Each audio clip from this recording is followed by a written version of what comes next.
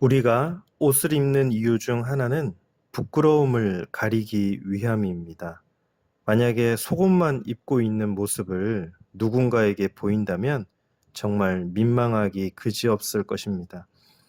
그런데 오늘 본문에서 예루살렘은 그보다 더 민망한 꼴이 되고 말았습니다. 하나님은 예루살렘을 피 흘린 성읍이라 부르시며 그들이 행한 추악한 죄악상을 낱낱이 드러내셔서 문나라 중에 수치와 조롱거리가 되게 하십니다. 도대체 무슨 죄를 지었기에 이런 심판을 받게 되었는지 본문을 통해 살펴보겠습니다. 먼저 하나님은 예루살렘을 피 흘린 성읍이라고 부르십니다. 피를 흘렸다는 말씀을 3번이나 반복하시고 계신데요. 2절부터 4절 말씀입니다. 인자야, 내가 심판하려느냐? 이 피 흘린 성읍을 심판하려느냐? 그리하려거든 자기의 모든 가증한 일을 그들이 알게 하라. 너는 말하라. 주 여호와께서 이같이 말씀하셨느니라. 자기 가운데에 피를 흘려 벌받을 때가 이르게 하며 우상을 만들어 스스로 더럽히는 성아. 내가 흘린 피로 말미암아 죄가 있고 내가 만든 우상으로 말미암아 스스로 더럽혔으니 내 날이 가까웠고 내 연한이 찼도다. 그러므로 내가 너로 이방의 능욕을 받으며 만국의 조롱거리가 되게 하였노라. 이것은 그저 살인이 벌어졌다는 의미가 아니라 정의가 무너지고 약자가 짓밟히는 집단적인 죄악이 일어남을 뜻합니다. 하나님은 이 죄악으로 인해 예루살렘을 이방의 능력골이 만국의 조롱거리가 되게 하리라 선언하십니다.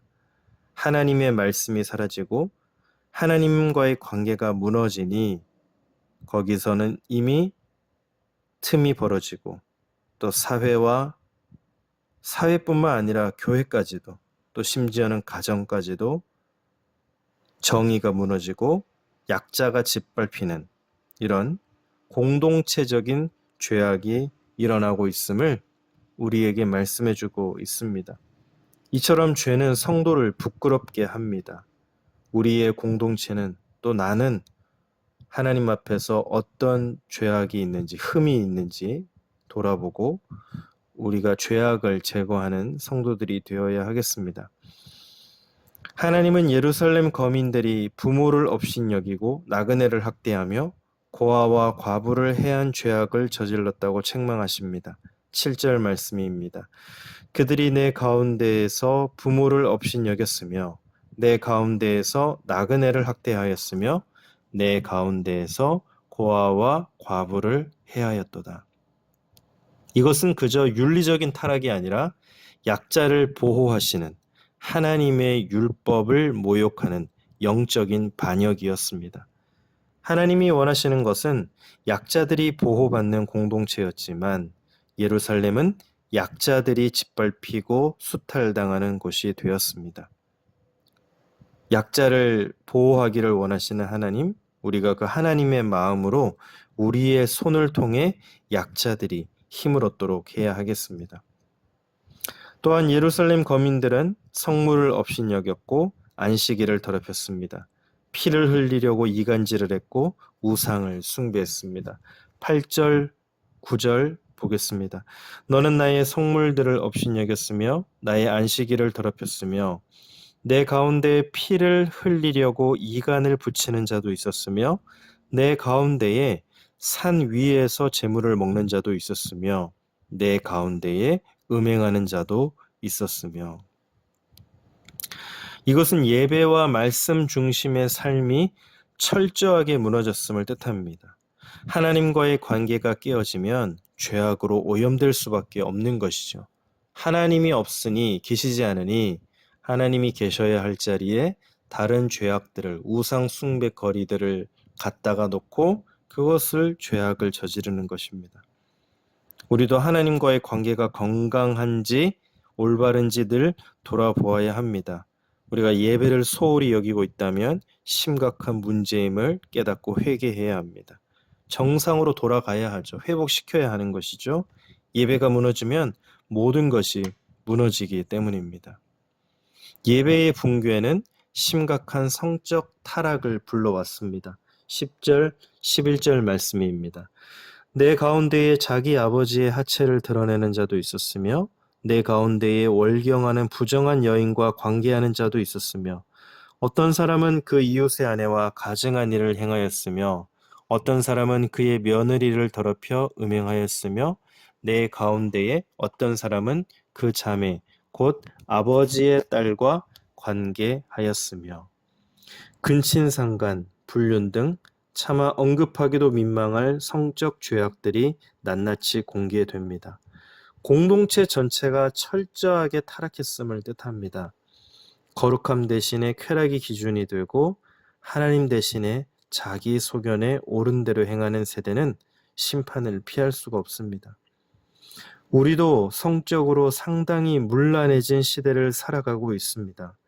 비록 그 유혹이 강렬하다 할지라도 항상 거룩함을 선택하는 지혜로운 성도님들이 되시기를 바랍니다.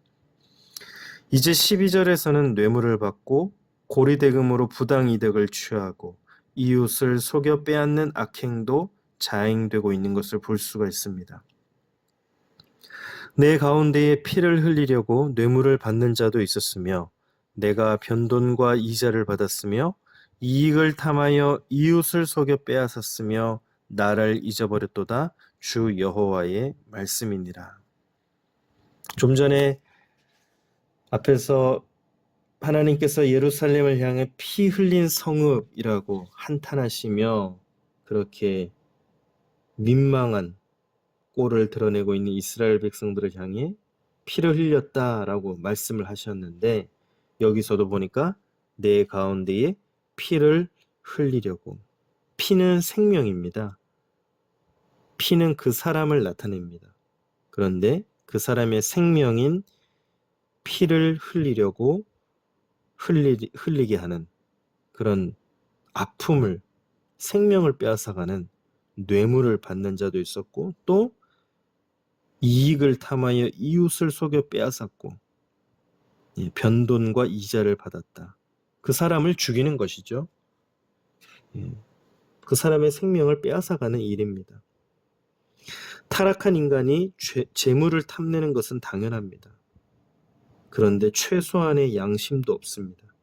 재물을 탈취하기 위해 빼앗기 위해서 온갖 악한 일들을 거리낌 없이 행하는 모습을 보여주고 있습니다. 결국 하나님은 그들을 문나라 가운데 흩으시며 수치를 당하게 하리라 선언하십니다. 15절 16절 내가 너를 문나라 가운데 흩으며 각 나라에 해치고 너의 더러운 것을 내 가운데에서 멸하리라. 내가 자신 때문에 나라들의 목전에서 수치를 당하리니 내가 여호와인 줄 알리라 하셨다 하라. 우리는 하나님의 백성으로서 어떤 순간에라도 하나님의 뜻, 하나님의 양심을 저버리지 말아야 합니다. 하나님은 피 흘린 성읍 예루살렘의 죄의 모습을 오늘 낱낱이 고백하십니다. 너 피 흘린 성읍아, 이 죄악들이 얼마나 추악한지 민망할 지경입니다. 이 죄악들은 예루살렘의 멸망이 얼마나 당연한 일인지를 우리로 생각하게 합니다. 우리 주님은 우리를 위해 피를 흘리시고 속죄 속량하시고 우리를 구원해 주셨습니다. 그런데 우리는 그 구원받은 백성으로서 사람들의 피를 흘리게 합니다. 아이러니한 일이죠. 하나님은 역사 뒤편에 숨어만 계시는 분이 아닙니다. 당신의 백성을 사랑하셔서 보호하시는 분인 동시에 죄악을 드러내 징계하시는 분입니다. 그러므로 우리는 죄는 모양이라도 피하는 거룩한 성도가 되어야 하며 또 그 거룩함으로 오늘 하루도 하나님과 동행하시고 이웃을 살리고 죽어가는 영혼들에게 복음을 전하는 사명을 잘 감당하시는 저와 여러분들이 되시기를 예수님의 이름으로 축복합니다. 기도하겠습니다.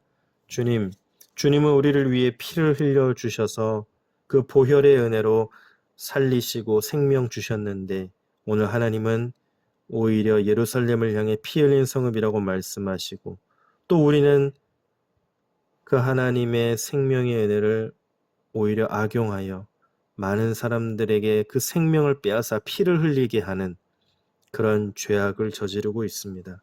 하나님 우리를 회개하게 하시고 용서하여 주옵소서.